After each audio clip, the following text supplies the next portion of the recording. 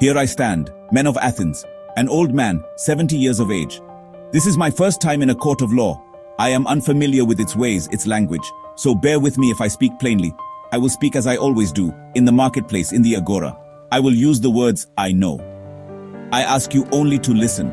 Listen to whether what I say is just or not. That is the virtue of a juror. The virtue of an orator is to speak the truth. I have always sought the truth. Even now, facing all of you, I seek only that. I feel no fear, though some might expect it. Why should I fear? I have done no wrong. My life has been an open book, lived amongst you. Many of you have heard my conversations. You have seen me question the wise, the powerful, the poets. I did this not out of malice, but out of a duty given to me by the God, as I understand it, to examine life, to seek understanding. This path has made some men angry. I understand their anger, but it does not make their accusations true. It does not make me guilty. The city buzzes with talk of this trial. Some say I am a danger. Others whisper that I am a fool for not escaping. My friends have urged me to prepare a clever speech. They worry for my life. I appreciate their concern, their loyalty, but I cannot betray myself, not even now. I will not use fancy words to trick you. I will not beg for my life with tears. I will simply tell you who I am. I will explain what I have done and why. Then you must decide. Today I face judgment, not just from you, the 500 chosen jurors, but from Athens itself, the city I love, the city I have served in my own way. I have served by trying to make it better, by urging its citizens to care for their souls, to care for virtue above money or fame. This service, it seems, has led me here, to this courtroom, to these charges. I am ready to speak. I am ready to tell you everything. I only ask for a fair hearing. That is all an old man can request. Who are these men who bring me here? Let us look at them. There is Meletus, the poet. He claims to speak for the poets I have questioned. He says I have offended them with my inquiries. Perhaps he believes this, or perhaps he is simply young and eager for notice. He seems to believe he knows a great deal about piety and impiety, about the gods and how they should be worshipped. We shall see how deep his understanding truly runs when I question him. He is the one who formally laid the charge. Then there is Anytus, the craftsman and politician. He represents the craftsmen and the politicians. He is a powerful man in our city. He believes I have undermined his authority and the authority of others like him. He thinks my questioning of their knowledge is harmful. He sees me as a threat to the established order. Anytus has personal reasons too, some say. He is angry that I spoke with his son. He believes I corrupted the young man. He is a man of influence and his anger is dangerous. He speaks with a voice of civic pride, but I sense a deeper resentment. And finally there is Lycon, the orator. He speaks for the orators. He is skilled with words, much more so than I. He can twist meanings and sway emotions. He is angry that I have shown that many orators speak without true knowledge. They care more for persuasion than for truth. Lycon likely feels his profession has been slighted. He joins Meletus and Anytus to make their case seem stronger. Three accusers from different walks of life. They believe they represent the city against me. They believe they are protecting Athens from my influence. These three men have worked together. They have stirred up prejudice against me for many years. Long before this formal trial, they are not the first to misunderstand me or to dislike my methods. But they are the ones who have now brought me to court. They say I am guilty of serious crimes, crimes deserving of death. Their words are sharp, their accusations are grave. But are they true? That is what we are here to discover. I will face their charges. I will speak the truth as I know it. What are these terrible charges they level against me? First, Meletus says that I am guilty of corrupting the young. This is a very serious claim. He says, I teach the young men of Athens not to believe in the old ways, that I fill their heads with dangerous ideas, that I make them question their elders and the city's traditions. Think of this, men of Athens. Do I charge a fee for my teaching, like the sophists do? No. I speak freely with anyone who wishes to talk, young or old, rich or poor. If young men follow me, listen to my conversations, that is their choice. They enjoy hearing others questioned. They see men who claim wisdom often have little. Perhaps they even try to imitate me. They start questioning others themselves. Is this my fault? Do I instruct them to do so? Or do they simply see value in seeking truth? If I have corrupted anyone, let them come forward. Let their fathers or brothers speak against me. But many of them are here today, supporting me. Their families support me. This charge feels empty. The second charge is even more severe. Meletus claims I am impious. He says I do not believe in the gods of the city. He even suggests I introduce new strange divinities. This is a dangerous accusation in Athens. Our city honors the gods. We rely on their favor. To be accused of impiety is to be accused of undermining the very foundation of our lives. He says I speak of a daimonion, a divine sign. This, he twists into meaning I invent new gods. He is wrong. This divine sign is a voice I have heard since childhood. It does not tell me what to do, but it often stops me. It prevents me from doing something wrong or harmful. Is this a new god? Or is it a form of divine guidance, something many have claimed in different ways? I believe in the gods, perhaps more deeply than my accusers.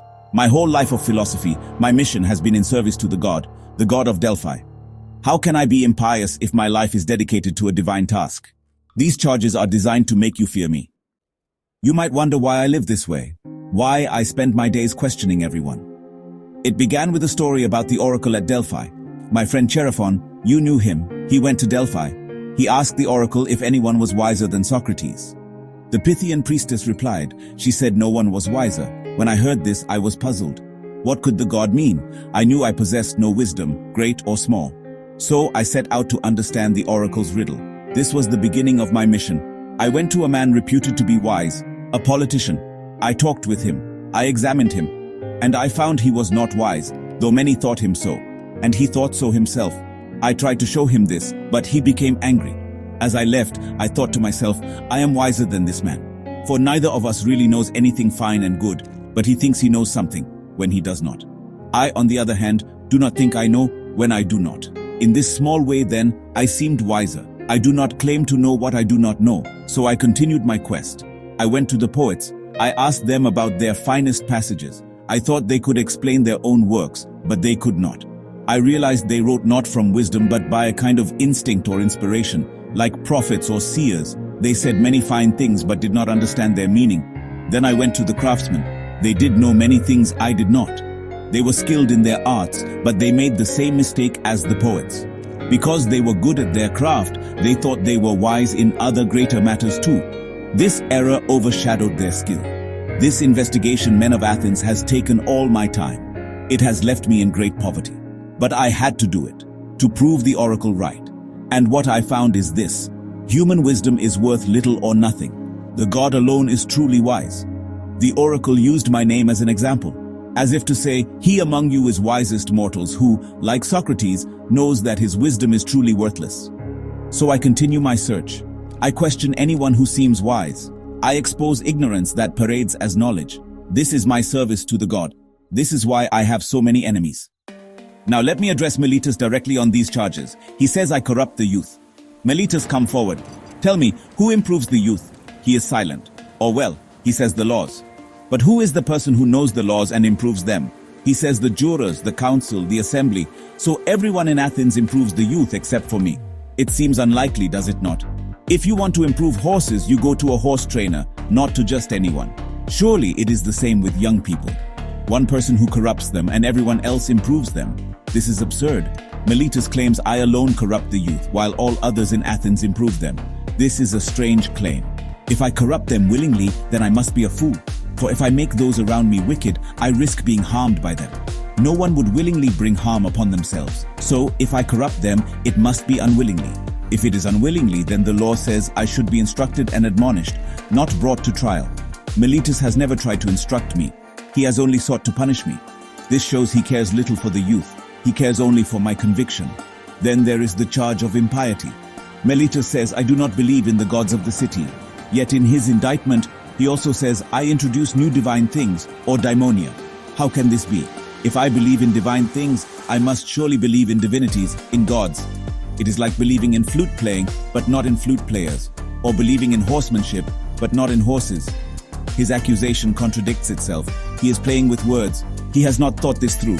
He has no real evidence of my impiety. I have lived my life in Athens. I have participated in public sacrifices. I have honored the city's gods. My daimonion, my divine sign, is not a new god. It is a personal spiritual experience.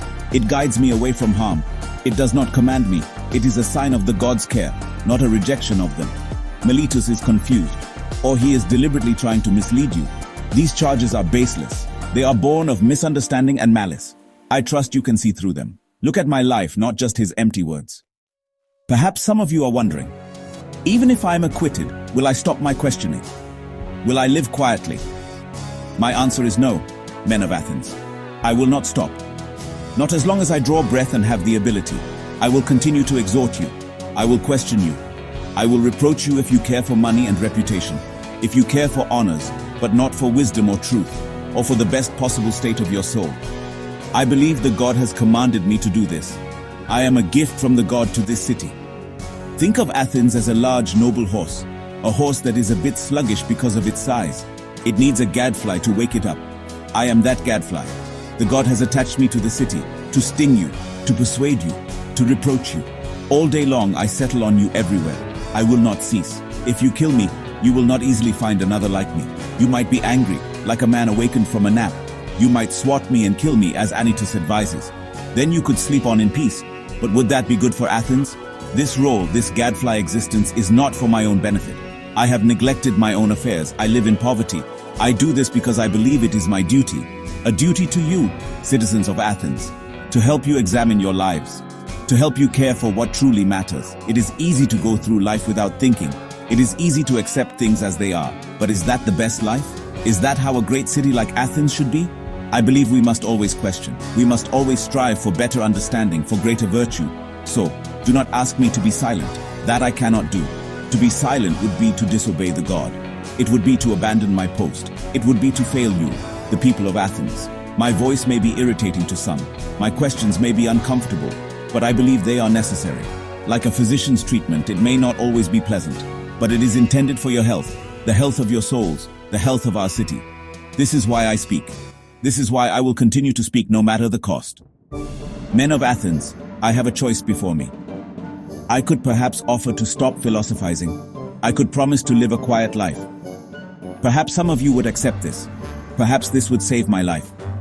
But I must tell you plainly, I will not make such a promise. I will obey the God rather than you. And as long as I have life and strength, I will never cease from the practice and teaching of philosophy. I will continue to exhort and question anyone I meet. I will urge you to care for wisdom, truth, and the perfection of your soul. I might say to one of you, my friend, you are an Athenian, a citizen of the greatest city renowned for its wisdom and power. Are you not ashamed to care so much for wealth, for reputation and honor, while you care so little for wisdom and truth, and for the best possible state of your soul, which you neglect? This is what I would say. This is what I must say. If anyone denies it and says he does care, I will not let him go at once. I will interrogate and examine and cross-examine him. And if I find he has no virtue, but only says he has, I will reproach him. This I shall do to old and young alike, to citizen and foreigner. But mostly to you, my fellow citizens, because you are more nearly related to me. Know that this is the command of the God. I believe no greater good has ever happened in this city than my service to the God. For I do nothing but go about persuading you all, persuading you not to take thought for your persons or your properties, but first and chiefly to care about the greatest improvement of the soul. I tell you that virtue is not given by money, but that from virtue comes money and every other good of man, public as well as private. This is my enseignaza. If this is the doctrine which corrupts the youth, then I am a mischievous person. But if anyone says that I say anything else, he is speaking an untruth. Therefore, men of Athens, I say to you, acquit me or not, but whichever you do, understand that I shall never alter my ways, not even if I have to die many times. For the unexamined life is not worth living for a human being. These are words I truly believe. Silence for me would be a kind of death far worse than any sentence you can pass. It would be a betrayal of myself and of the God. The votes were cast. A majority found me guilty. Not a large majority, I am told. If only 30 more votes had gone the other way, I would have been acquitted. So Miletus has technically won his case against me. But I do not feel defeated by him. The real defeat would be to abandon my principles. He proposes the penalty of death. This is what he asks for. Now it is my turn to propose an alternative penalty. What do I deserve for my life's work, men of Athens? What is fitting for a man who has tried to be your benefactor? I have neglected my own business. I have lived in poverty, all to urge you towards virtue. What does such a man deserve? I will tell you. He deserves to be maintained in the Prytaneum at public expense. Free meals for the rest of his life. Yes, this is what I truly believe I deserve. More so than the Olympian victor who wins a chariot race. He makes you seem happy. I try to make you be happy by making you virtuous. He gets free meals. Why not I, who have worked tirelessly for your true well-being? This is not said in jest. It is what I honestly think is my just reward. Of course, I know you will not grant me this. So, what else can I propose? Imprisonment? Why should I live in prison, a slave to the magistrates? A fine? I have no money to pay a substantial fine. Perhaps some of my friends could pay. Plato here, Crito, Critobulus and Apollodorus, they urge me to propose a fine of 30 minae. They are willing to be sureties for it. So I could propose that. 30 minae. It is not what I deserve, but it is something I could perhaps manage with their help. It is a small price for my life, some would say. But what about exile? Many might think that is a suitable penalty. To leave Athens and live elsewhere, but where would I go? And what would I do there? If I continue my questioning, as I must, I will be driven out from every city. Young men will always listen. Their elders will always become annoyed. If I keep quiet, as I have said, that would be to disobey the God. A life without philosophy, without examination, is not a life I wish to lead. No, exile is not an option for me. I would rather die than live without my mission. So, the choice before you is clear. Death, as Miletus demands, or a fine, which my friends will cover. The decision was made. You chose death. The margin for this vote, I hear, was larger. More of you voted for my death than voted for my guilt. Perhaps my proposal for free meals angered some. Perhaps my refusal to beg or weep seemed arrogant. I do not know, but it is done. So I must die, and you, my condemners, will live. But you will live with this judgment. You have killed a man, Socrates, who was, as he claimed, a gift from the god to this city, a man who sought only truth and virtue. To those of you who voted to acquit me, my friends, do not despair. Death may not be an evil. It is either a state of nothingness, a dreamless sleep, or it is a migration of the soul from this world to another. If it is sleep, then death is an unspeakable gain, for eternity would then be like a single night. If it is a journey to another place where all the dead are, imagine the company. To converse with Orpheus and Musaeus, Hesiod and Homer, to meet Palamedes and Ajax, to continue my search for wisdom among them. That would be an extraordinary happiness. The difficulty, my friends, is not to avoid death. The difficulty is to avoid unrighteousness, for that runs faster than death. I am old and slow, so death has caught me. My accusers are clever and quick. Unrighteousness, a swifter runner has caught them. I go hence condemned by you to suffer the penalty of death. They go hence condemned by truth to suffer the penalty of villainy and injustice. I abide by my assessment, and they by theirs. Perhaps these things were fated to be so, and I think that they are well. My story, this trial, why does it still matter? It matters because the questions I asked are still important. What is justice? What is truth? What is a good life? How should we live? It matters because I chose to stand for my beliefs, even when faced with death. I refused to be silenced. I refused to betray my conscience, my divine mission. The city of Athens killed me, but it could not kill the ideas. It could not kill the practice of philosophy. The spirit of inquiry lives on, and as long as people seek truth, as long as they question, my voice in a way will still be heard. The unexamined life is not worth living. Remember that.